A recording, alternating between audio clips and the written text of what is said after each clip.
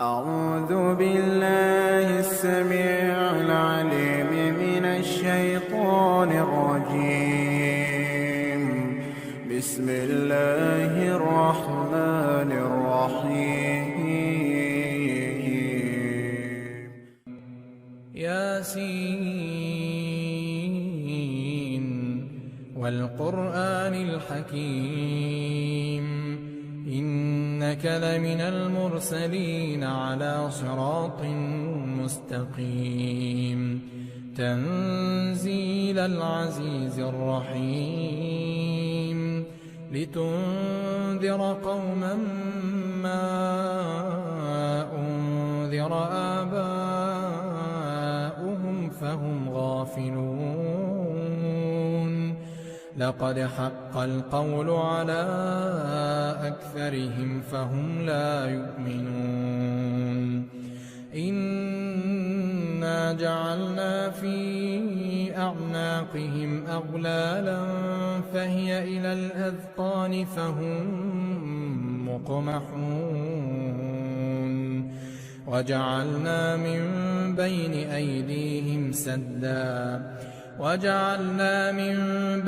أيديهم سدا ومن خلفهم سدا فأغشيناهم فهم لا يبصرون وسواء عليهم أأنذرتهم أم لم تنذرهم لا يؤمنون إنما تنذر من اتبع الذكر وخشي الرحمن بالغيب فبشره بمغفرة وأجر كريم إنا نحن نحيي الموتى ونكتب ما قدموا وآثارهم وكل شيء أحصيناه في إمام مبين واضرب لهم مثلا أصحاب القرية إذ جاءها المرسلون إذ أرسلنا إليهم 2 فكذبوهما فعززنا ب3 فقالوا إنا إليكم مرسلون قالوا ما أنتم إلا بشر مثلنا وما أنزل الرحمن من شيء إن أنتم إلا تكذبون قالوا ربنا يعلم إنا إليكم لمرسلون وما علينا إلا البلاغ المبين قالوا إنا تطيرنا بكم لئن لم تنتهوا لنرجمنكم وليمسنكم منا عذاب أليم قالوا طائركم معكم أئن ذكرتم بل أنتم قوم مسرفون وجاء من أقصى المدينة رجل يسعى قال يا قوم اتبعوا المرسلين اتبعوا من لا يسألكم أجرا وهم مهتدون وما لي لا أعبد الذي فطرني وإليه ترجعون أأتخذ من دونه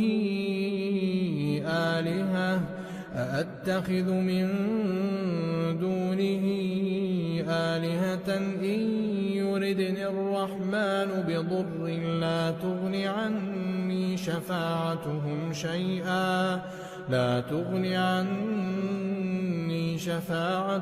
شيئا ولا ينقذون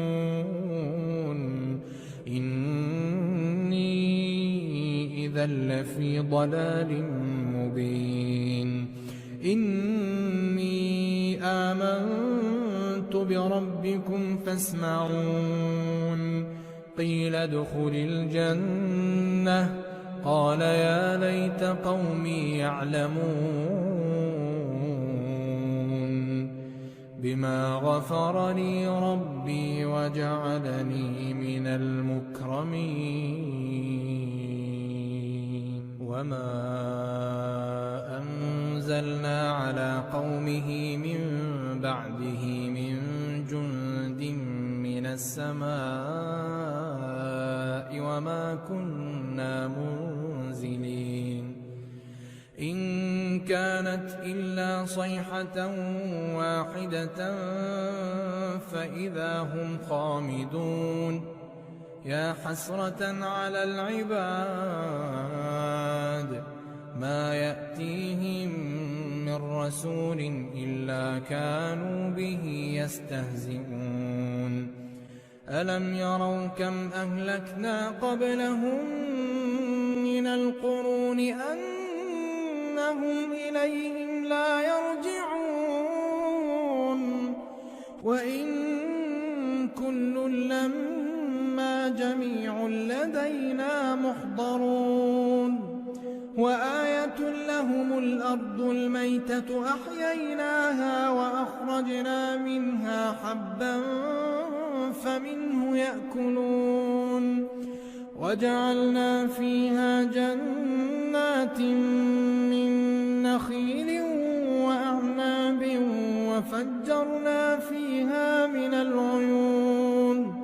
ليأكلوا من ثمره وما عملته أيديهم أفلا يشكرون سبحان الذي خلق الأزواج كلها مما تنبت الأرض ومن أنفسهم ومما لا يعلمون وآية لهم الليل نسلخ منه النهار فإذا هم مظلمون والشمس تجري لمستقر لها ذلك تقدير العزيز العليم والقمر قدرناه منازل حتى عاد كالعرجون القديم لا الشمس ينبغي لها أن تدرك القمر لا الشمس ينبغي لها أن تدرك القمر ولا الليل سابق النهار وكل في فلك يسبحون وآية لهم أنا حملنا ذريتهم في الفلك المشحون وخلقنا لهم من مثله ما يركبون وإن نشأ نغرقهم فلا صريخ لهم ولا هم ينقذون إلا رحمة منا ومتاعا إلى حين وإذا قيل لهم اتقوا ما بين أيديكم وما خلفكم لعلكم ترحمون وما تأتيهم من آية من آيات ربهم إلا كانوا عنها معرضين وإذا قيل لهم أنفقوا مما رزقكم الله قال الذين كفروا للذين آمنوا أنطعم من لو يشاء الله أطعمه إن أنتم إلا في ضلال مبين ويقولون متى هذا الوعد إن كنتم صادقين ما ينظرون إلا صيحة واحدة تأخذهم وهم يخصمون فلا يستطيعون توصية ولا إلى أهلهم يرجعون ونفخ في الصور فإذا هم من الأجداث إلى ربهم ينسلون قالوا يا ويلنا من بعثنا من مرقدنا هذا ما وعد الرحمن وصدق المرسلون إن كانت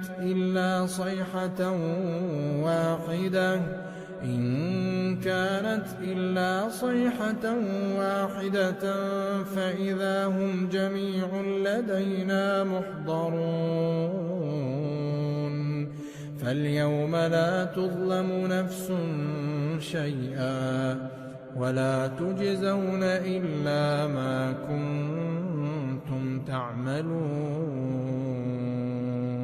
إن أصحاب الجنة اليوم في شغل فاكهون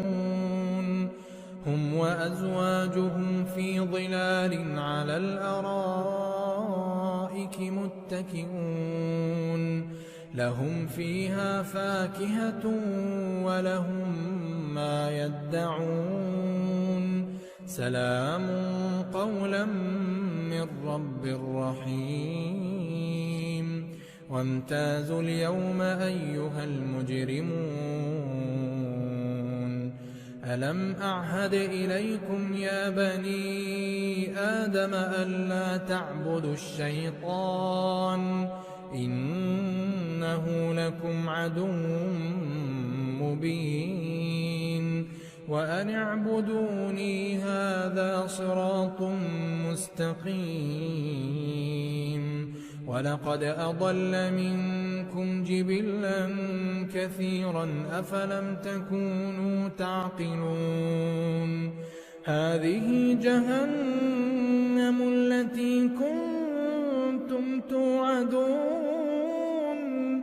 اصلوها اليوم بما كنتم تكفرون اليوم نختم على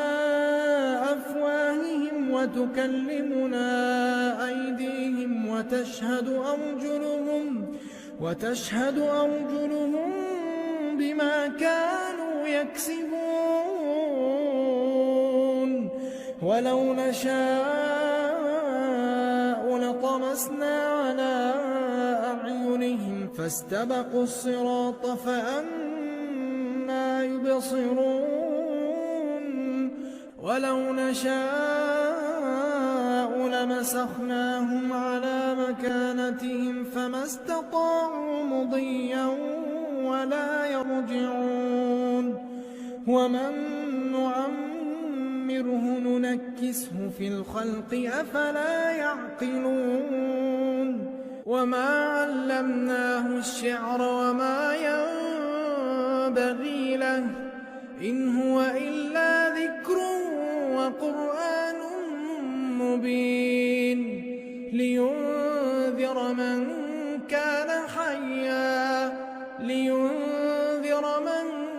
كان حيا ويحق القول على الكافرين أولم يروا أنا خلقنا لهم مما عملت أيدينا أنعاما فهم لها مالكون وذللناها لهم فمنها ركوبهم ومنها يأكلون ولهم فيها منافع ومشارب أفلا يشكرون واتخذوا من دون الله آلهة لعلهم ينصرون لا يستطيعون نصرهم وهم لهم جند محضرون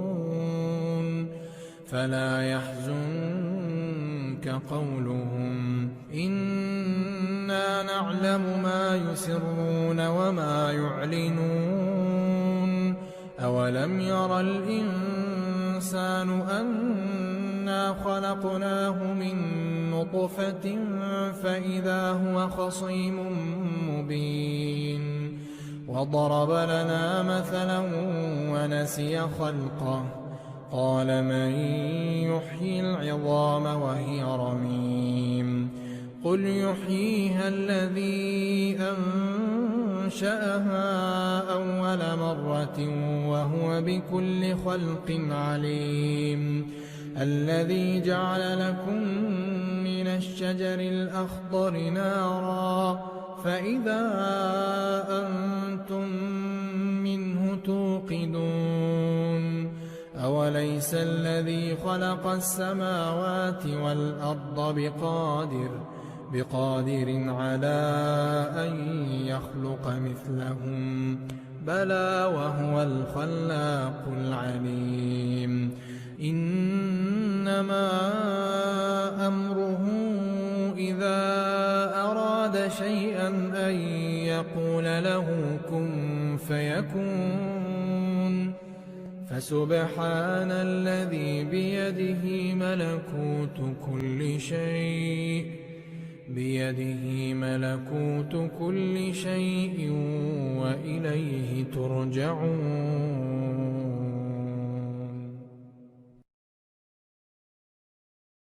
أعوذ بالله من الشيطان الرجيم.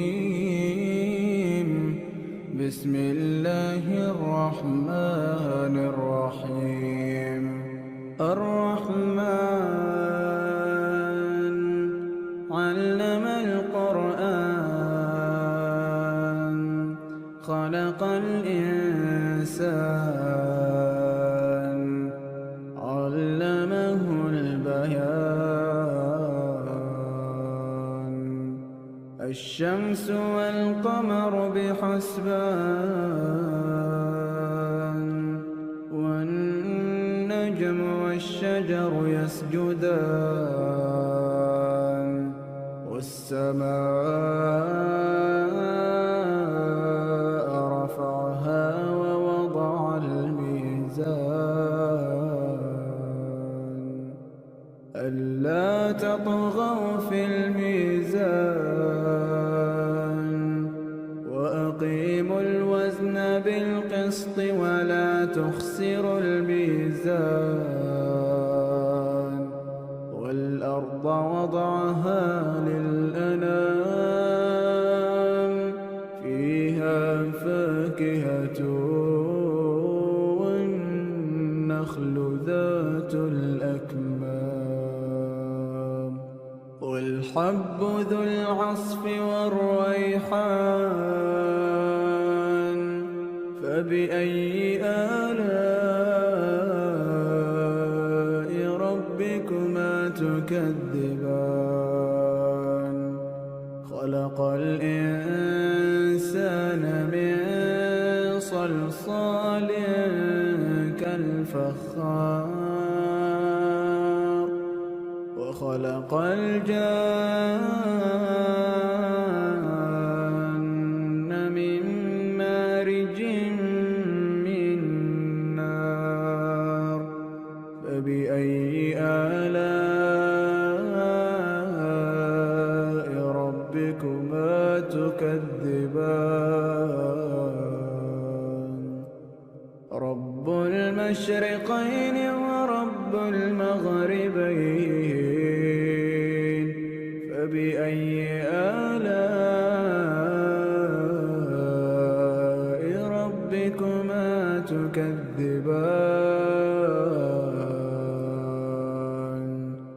مرج البحرين يلتقيان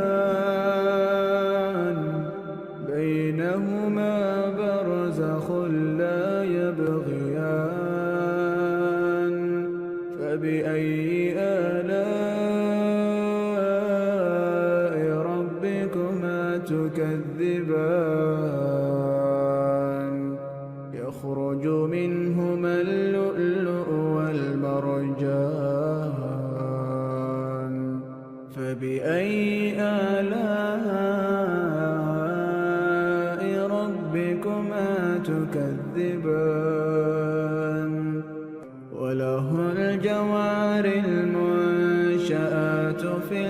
بحرك الأعلى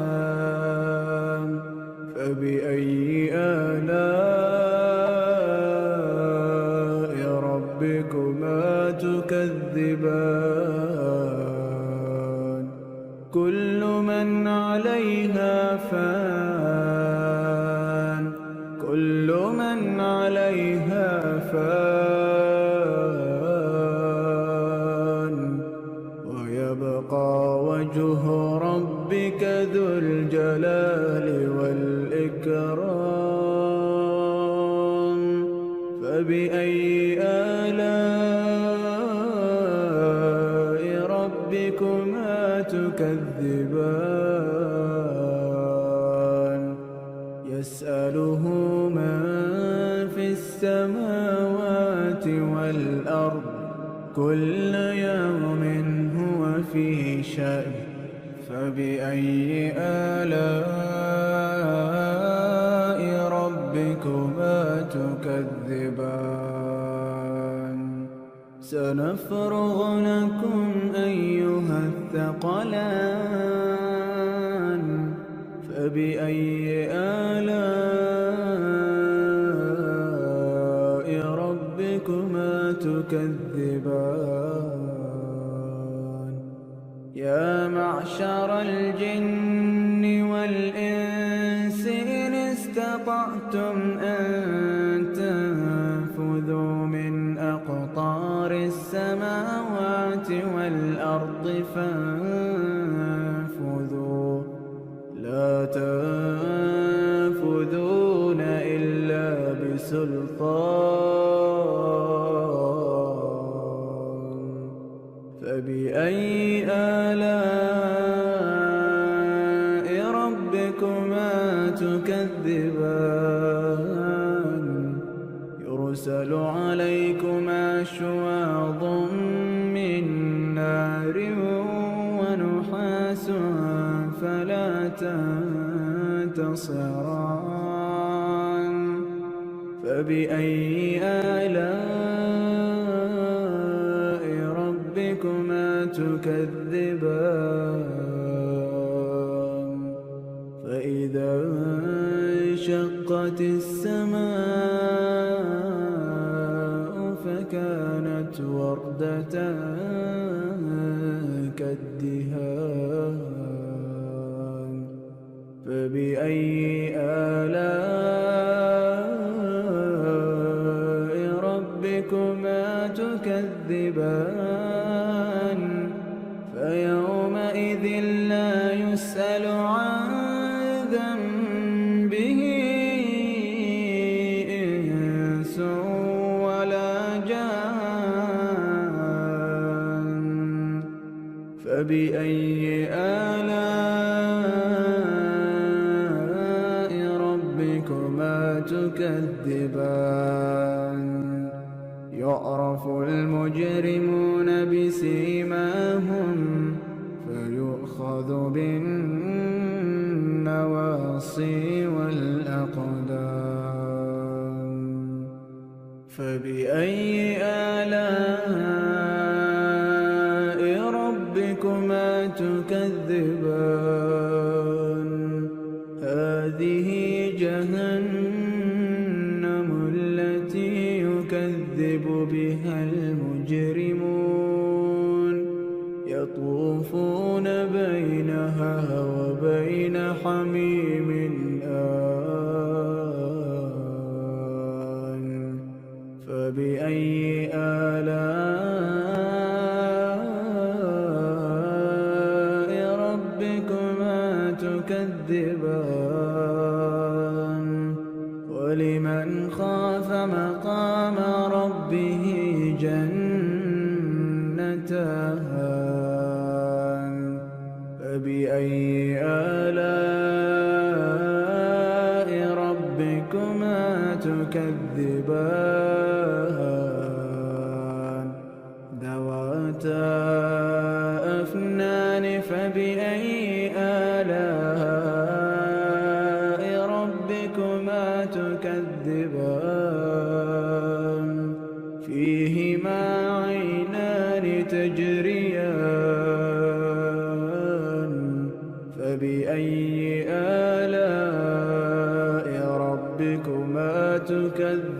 تكذبان فيهما من كل فاكهة زوجان فبأي آلاء ربكما تكذبان متكئين على فرش بطائنها من استبرق وجنى الجنتين دان فبأي آلاء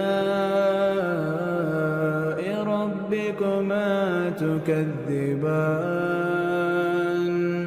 فيهن قاصرات الطرف لم يطمثهن إنس قبلهم ولا جان فبأي آلاء ربكما تكذبان كأنهن الياقوت والمرجان فبأي آلاء ربكما تكذبان هل جزاء الإحسان إلا الإحسان فبأي آلاء ربكما تكذبان ومن دونهما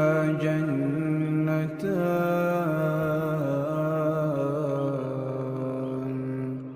فبأي آلاء ربكما تكذبان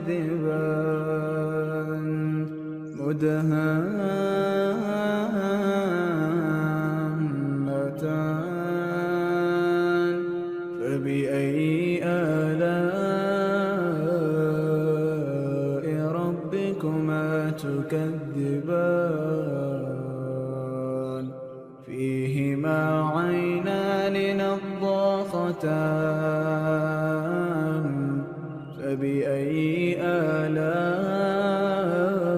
آلاء ربكما تكذبان فيهما فاكهة ونخل ورمان فبأي آلاء ربكما تكذبان فيهن خيرات حسان فبأي آلاء ربكما تكذبان حور مقصورات في الخيام فبأي آلاء ربكما تكذبان لم يطمثهن إنس قبلهم ولا جان فبأي آلاء ربكما تكذبان متكئين على رفرف خضر وعبقري حسان فبأي آلاء ربكما تكذبان تبارك اسم ربك ذي الجلال والإكرام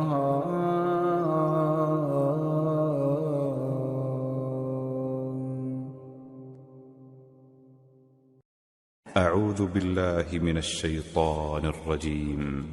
بسم الله الرحمن الرحيم. إذا وقعت الواقعة ليس لوقعتها كاذبة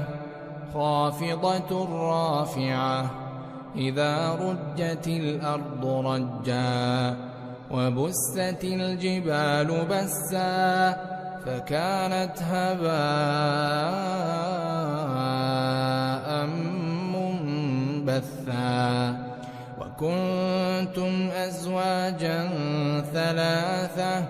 فأصحاب الميمنة ما أصحاب الميمنة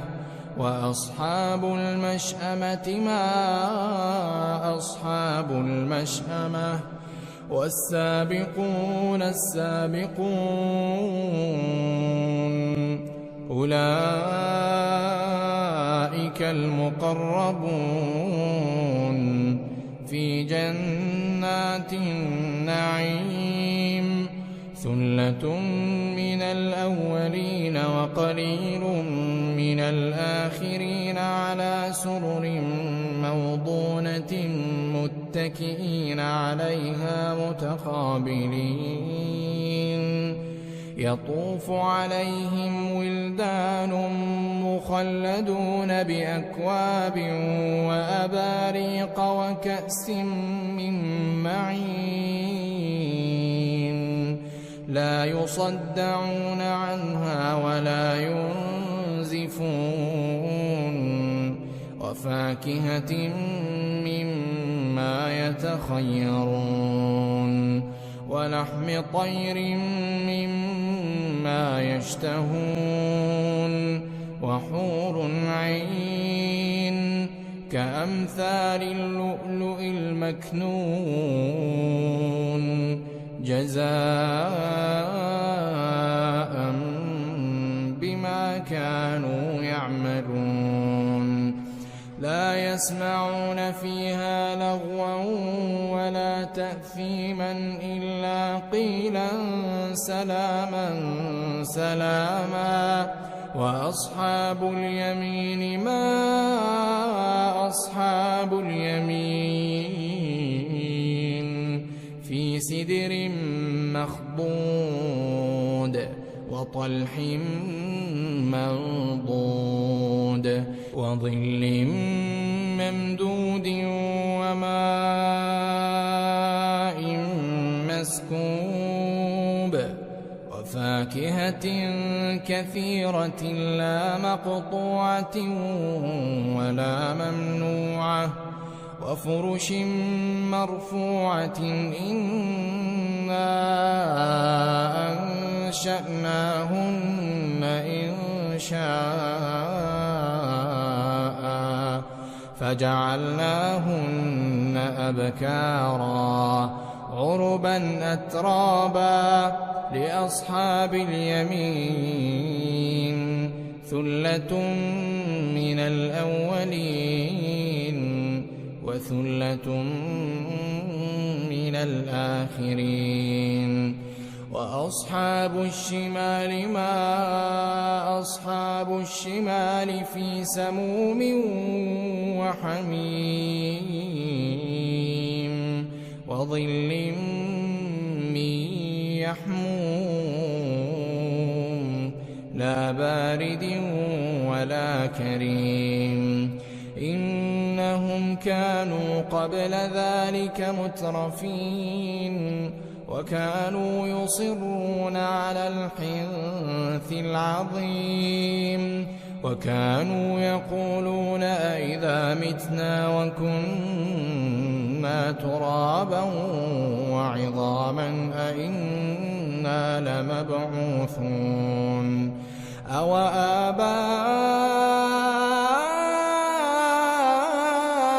الأولون قل إن الأولين والآخرين لمجموعون إلى ميقات يوم معلوم ثم إنكم أيها الضالون المكذبون لآكلون من شجر من زقوم فمالئون منها البطون فشاربون عليه من الحميم فشاربون شرب الهيم هذا نزلهم يوم الدين نحن خلقناكم فلولا تصدقون أفرأيتم ما تمنون أأنتم تخلقونه أم نحن الخالقون نحن قدرنا بينكم الموت وما نحن بمسبوقين على أن نبدل أمثالكم وننشئكم فيما لا تعلمون ولقد علمتم النشأة الأولى فلولا تذكرون أفرأيتم ما تحرثون أأنتم تزرعونه أم نحن الزارعون لو نشاء لجعلناه حطاما فظلتم تفكرون إنا لمغرمون بل نحن محرومون أفرأيتم الماء الذي تشربون أأنتم أنزلتموه من المزن أم نحن المنزلون لو نشاء جعلناه أجاجا فلولا تشكرون أفرأيتم النار التي تورون أأنتم أنشأتم شجرتها أم نحن المنشئون نحن جعلناها تذكرة ومتاعا للمقوين فسبح باسم ربك العظيم فلا أقسم بمواقع النجوم وإنه لقسم لو تعلمون عظيم إنه لقرآن كريم في كتاب مكنون لا يمسه إلا المطهرون تنزيل من رب العالمين أفبهذا الحديث أنتم مدهنون وتجعلون رزقكم أنكم تكذبون فلولا إذا بلغت الحلقوم وأنتم حينئذ تنظرون ونحن أقرب إليه منكم ولكن لا تبصرون فلولا إن كنتم غير مدينين ترجعونها إن كنتم صادقين فأما إن كان من المقربين فروح وريحان وجنة نعيم وأما إن كان من أصحاب اليمين فسلام لك لك من أصحاب اليمين وأما إن كان من المكذبين الضالين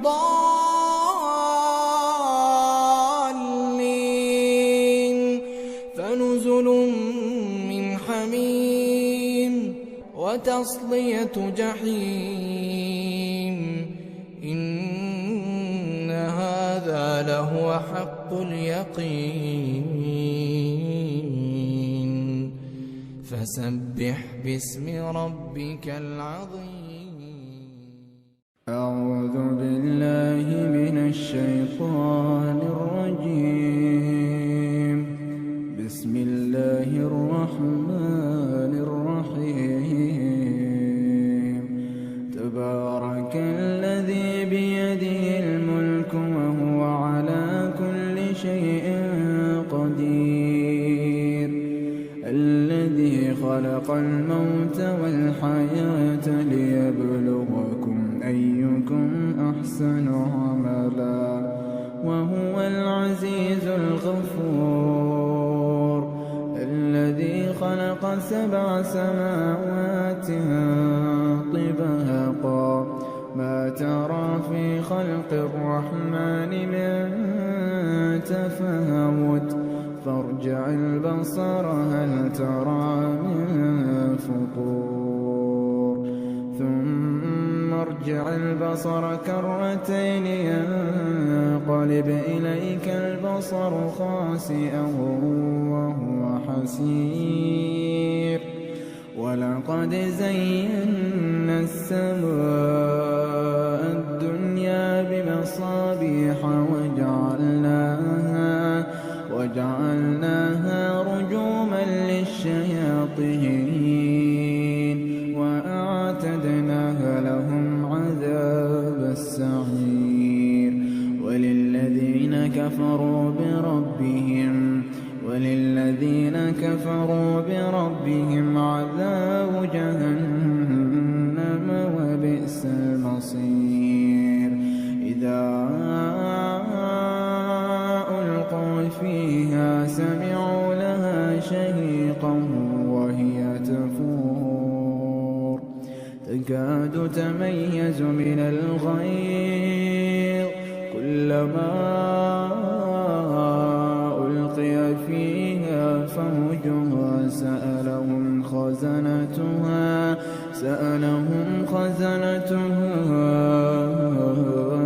ألم يأتكم نذير؟ قالوا بلى قد جاءنا نذير فكذبنا وقلنا ما نزل الله من شيء إن أنتم إلا في ضلال كبير. وقالوا لو كنا نسمع أو نعقل ما كنا في أصحاب السعير. فاعترفوا بذنبهم فسحقا لأصحاب السعير. إن الذين يخشون ربهم بالغيب لهم مغفرة وأجر كبير. وأسروا قولكم أو جهروا به إنه عليم بذات الصدور. ألا يعلم من خلق وهو اللطيف الخبير.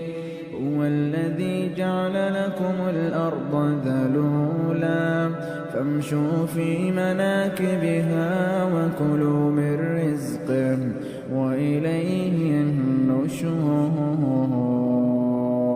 أأمنتم من في السماء أن يخسف بكم الأرض فإذا هي تمور أم أمنتم من في السماء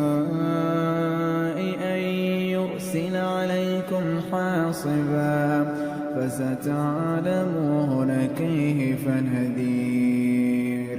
ولقد كذب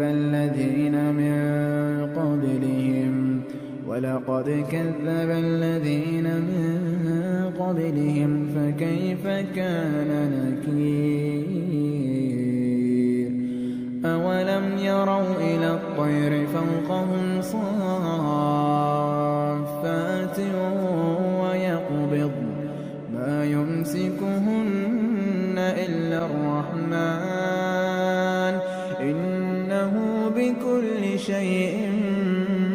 بصير أمن هذا الذي هو جند لكم ينصركم من دون الرحمن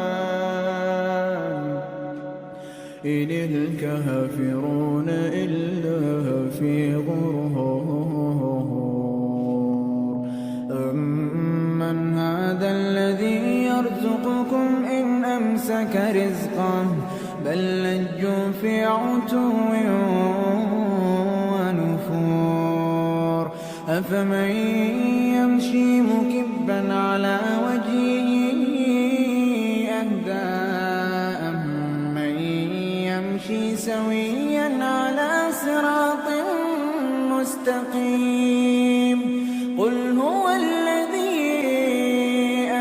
أنشأكم وجعل لكم السمع والأبصار والأفئدة قليلا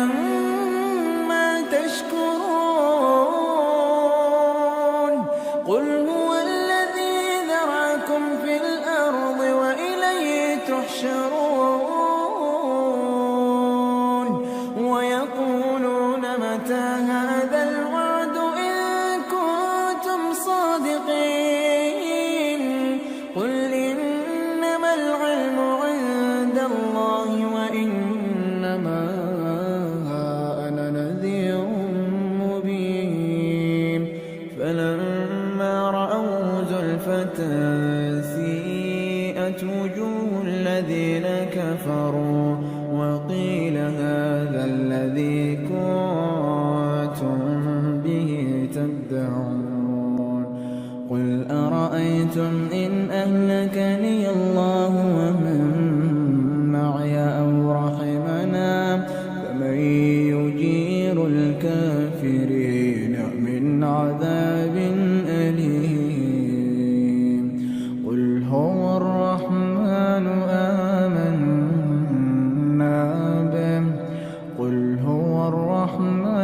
آمنا به وعليه توكلنا فستعلمون من هو في ضلال مبين قل أرأيتم إن أصبح ماؤكم غورا فمن